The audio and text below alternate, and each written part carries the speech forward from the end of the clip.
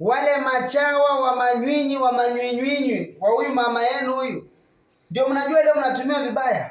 Hamjajua mnatumiwanga vibaya? Mnatumwa muende muhamasishe watu waje kwa mkutano wa Ngamia Suluhu Hassan.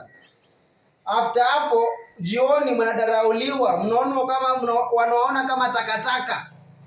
Sasa hebu msikize Uchabra anaongea hapa. Tulikutuma uende uhamasishe wenzako, ndio unakuja kutuambia saizi ulikuwa wapi kujielewa. Hebu angalia hizo kamanda kata Msasani Shija Mapimsi. Walichokifanya hawa mabosi wetu, hawa viongozi wetu leo, walichokifanya viongozi wetu leo, cha kwanza kabisa wanadharau. Yaani sisi wanatuonaga kama takataka. Yaani tukishawakusanyia watu kwenye hizo shughuli wanazoagizwa wao tuwaletee watu, tunaingia sisi mitaani, wengine wanatutukana, wengine wanatudharau, tunawaletea watu huko.